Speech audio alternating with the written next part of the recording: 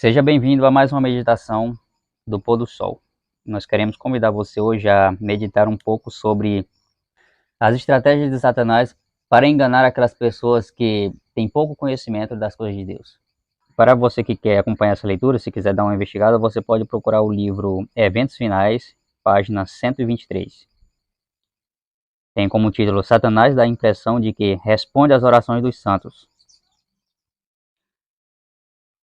Satanás percebe que está prestes a perder a sua causa. Não pode iludir o mundo inteiro. Ele faz um último e desesperado esforço para vencer os fiéis pelo engano. Efetua isso personificando a Cristo. Cobre-se com as vestes de realeza que foram acuradamente descritas na visão de João. Tem poder para fazer isso. Aparecerá a seus seguidores iludidos.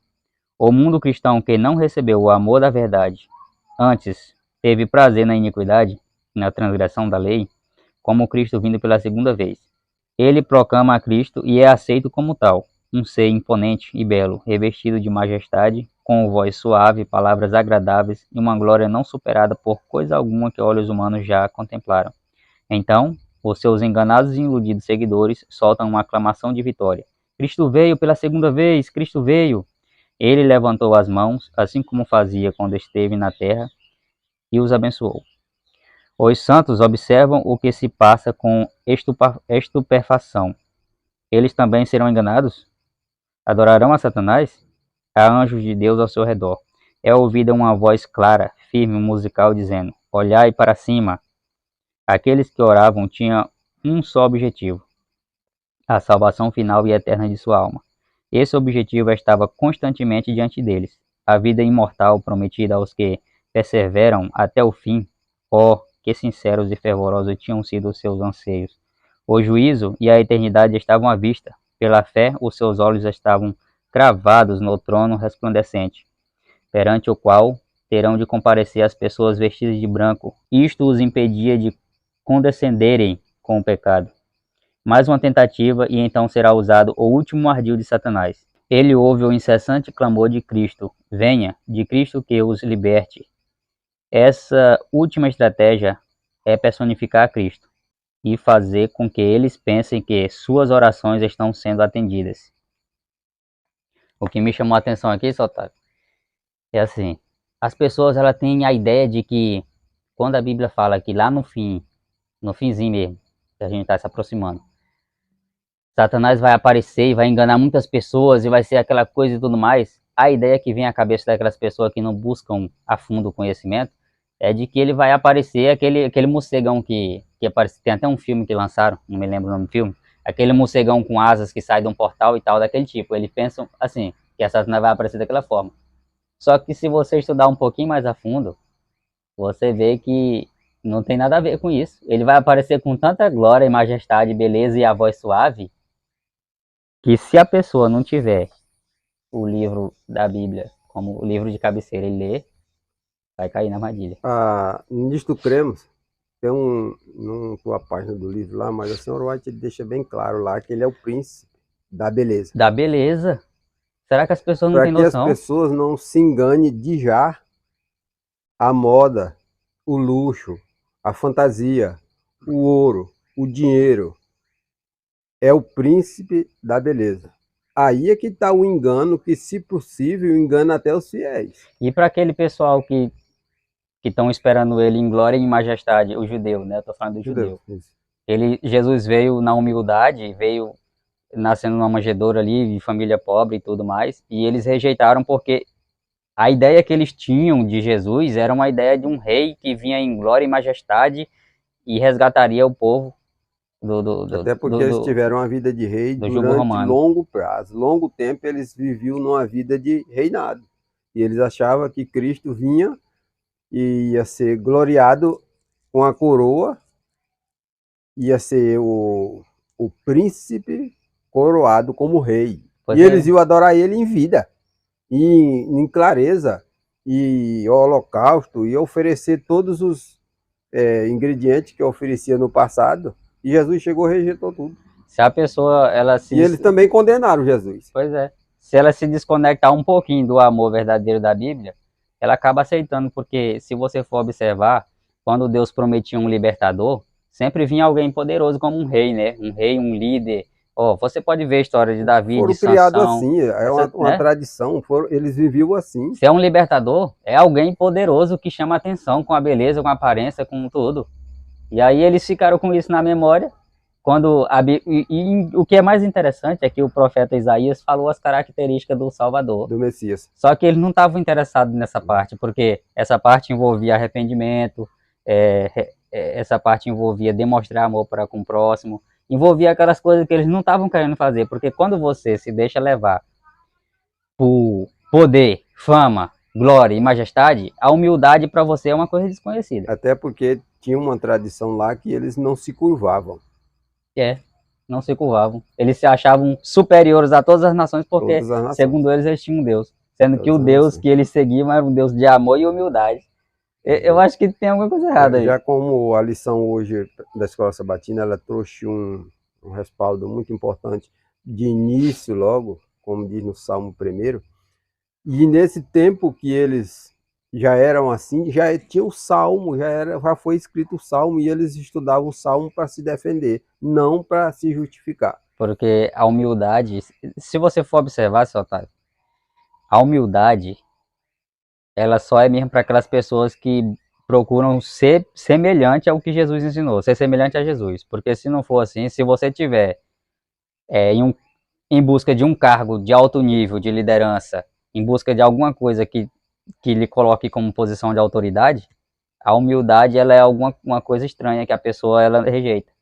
Até porque quando você exerce uma liderança, você precisa também exercer uma disciplina. Quando você usa a disciplina, você se exalta.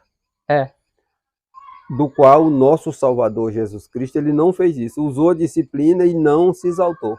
Agora você imagina, com tanto conhecimento e advertência que Jesus deixou, para que as pessoas não se deixassem enganar por esse falso Cristo que vai aparecer, porque se você for julgar alguém pela aparência, você está ferrado. Porque pela aparência não dá. Ele vai ter o quê? Ele vai ter a aparência que eles desejam, que eles esperam. Foi o que eles esperavam. Ele vai ter a aparência que eles esperam. E como vai ser revestido de glória e majestade, como nenhum ser humano é capaz de ter, vão ser tudo pego de surpresa. Mas por quê? É por falta de aviso? Não, é por falta de buscar conhecimento. O livro de Lucas diz que a maior parte da nação vai ser pega de surpresa. Por que é pego de surpresa? Porque eles buscam um conhecimento que não tem esse conhecimento. Eles buscam na palavra uma desculpa para o próprio caráter errado deles. Até eles se justificam. Sim. Eles se justificam, sim, na presença de Deus, como eles também são adoradores de Deus, servem a Deus, cumprem com os requisitos da Bíblia. E eles vão dizer, Senhor, por que tu não nos aceita? E olha só o que é interessante. Se você está em busca de um líder que lidera a sua nação de forma a fazer com que ela seja superior a todas as outras nações, matando e destruindo as outras nações, se chegar um líder com essa autoridade, você vai seguir ele, porque, inclusive, se você não submete a sua vontade à vontade de Deus a ponto de amar o próximo, desejar o melhor para ele, você vai aceitar a liderança daquele que quer destruir as outras nações. Aí o cara chega com toda essa pompa, é aceito pela grande esmagadora maioria. Aí esse mesmo líder fala assim, ó, tá vendo aquele povo que não quer se unir com a gente aqui? Eles são nossos inimigos. É assim. Eles são os únicos diferentes que não aceitam o nosso ensinamento. E se eles não forem destruídos, toda a nação perecerá. Aí tá aí. Isso está em harmonia com a Escritura perfeitamente. O Satanás é o que ele mais usa, esses dois pontos. Ele usa eles com frequência. A alimentação e a força. A alimentação e a força. Quando ele usa esses instrumentos, é poucos que ficam de fora, porque ou se rende ou morre. Ou morre. E aí quando tem uma grande maioria de um lado, eles não querem nem saber se está certo. Eles acreditam que se todo mundo está falando aqui, deve ser verdade. Desde hoje, que o início da batalha hoje, como está escrito no evento finais, desde já, a batalha é essa crise que está. Essa crise que está. Todos apoiam, a maior parte apoia, e ali dizem que a Constituinte está aprovada. A grande maioria está a favor, só que está errado. Que seja do bem ou que seja do mal, mas eles não estão para entender quem é quem, nem quem não é quem. A maioria que manda. E isso é um laço do inimigo. Vi aí no evento finais, na página 11, tá quase um contexto dessa leitura que foi feita. Se você procurar o evento finais para ler, você vai encontrar. Como o inimigo, ele não quer que você saia da cadeira de crente. Ele não quer que você perda sua fé. Ele não quer que você falte na igreja. Não, ele não quer que você saia do seu lugar, que você já está bem. O que ele quer é que você distorce. Distorce a verdade segundo a minha própria vontade, não segundo a vontade de Deus. Distorce. E não está só no evento final, não, que no livro O Resgatado do Reino das Trevas, do Gabriel Estevão, fala exatamente isso. Ele fala que Satanás, ele não está preocupado se você está na igreja, se você é um pregador, se você aparenta uma vida de santidade a Deus. Não, a preocupação dele é que você seja incoerente com aquilo que você prega, com aquilo que você fala, que você ensina e que você estuda. Se você estuda uma coisa de um jeito, mas você estuda daquele jeito e ensina daquele jeito, mas você não pratica, para ele tá perfeito. E a aparência. Ou seja, para ele, se para ele tá perfeito, é porque essa pessoa está sendo incoerente com o que ela ensina, ela está servindo a Satanás. Ainda diz que ele já vai vencer a humanidade nos momentos finais sem matar ninguém. Sim, sem matar. Agora, como é que ele vai vencer sem matar? Porque a vida toda ele veio distorcendo, acabando com a raça humana. Porque ele sabe que o truque mais eficiente que ele fez foi aquele que ele disse assim, ó, se tu comer do fruto dessa árvore, tu não vai morrer. Ou seja, ele sabe que o engano é a forma melhor de fazer com que desvie a atenção de uma nação inteira sem machucar ninguém. Sem machucar. Como as pessoas hoje, elas não se preocupam com aquilo que não dói. É exatamente o que eu ia falar. As pessoas estão mais preocupadas com aquilo que... Não, se dói, tá errado. Só que tem muita coisa que não vai doer e mata. Tá matando. E não é uma mortezinha que você morre agora e vai ressuscitar para o julgamento. Não, é uma morte eterna. Morte para sempre. Porque ele convenceu a pessoa a desviar a mente da verdadeira adoração a Deus, da vontade de Deus. Se ele conseguiu isso, ele venceu a guerra. Ele já tem essa palavra do início, e ele nos últimos dias, quase toda leitura da senhora White, ela traz a luz clara. Nos últimos dias ele vai usar a mesma estratégia. Qual foi a mesma estratégia que ele usou lá no Éden? Não vai morrer. Não morre, você não morre, fica à vontade. Nos últimos dias, ele disse que você pode fazer isso sim. E o que a gente mais escuta... Só que você não vai morrer, é uma coisa que não dói, é uma coisa que não lhe prejudica. É para o bem comum. Bem comum, tá aí. E a nação está se afundando. A nação está se afundando. Cada dia que passa, a gente está acompanhando as escrituras e sabe. Os últimos dias chegou, a nação está se afundando, mas não dói. E o que a gente mais escuta falar hoje é que Deus é um Deus de amor. Você pode chegar lá e fazer as suas coisas do jeito que você se sente bem, porque ele é um Deus de amor e é maravilhoso e ele aceita se for uma coisa de amor. Então, você Só que as pessoas não sabem mais nem o que é amor. Não, porque distorceu. O importante é só você distorcer. Quando você buscar a essência do amor, você vê que o amor ele não é uma coisinha agradável, não. Ele envolve sacrifício em todos os termos dele. Sacrifício. Eu fico falando assim, meu irmão, você que estiver precisando de uma orientação, Salmo 95, verso 17, Salmo 102 e verso 11, faça essa leitura lá, meu irmão. E você vai entender. Pegue a Bíblia e faça essa leitura. Se a pessoa não transformar esse livro chamado Bíblia, no melhor amigo dele e ter intimidade com esse livro e ler todos os dias, vai cair nesse engano que está chegando, porque não é uma coisinha assim simples, não. É uma coisa que está sendo arquitetada há milênio para poder... É o golpe final. O pecador, o ser humano, o homem mortal, ele não consegue se livrar se ele não tiver o guia do Espírito Santo. Não se livra. Porque o Satanás, ele foi muito longe, muito além do que era permitido. O que foi que ele fez com Jesus no livro de Mateus, capítulo 4, verso de 1 a 15. O próprio chefe, ele diz, transforma a pedra em pão e come. Se era coisa de falar pro chefe, não era. Ele era uma coisa dele ficar sob missão. Só que a intenção era assim, se tu é Jesus, se tu é o Filho de Deus, faz isso. Entrou pra Agora, ele sabia que Jesus era o Filho de Deus. Jesus sabia que era o Filho de Deus. Só que se ele aceitasse o desafio, ele tinha colocado em dúvida a origem dele. Ou seja, a intenção de Satanás era que ele colocasse em dúvida a missão dele.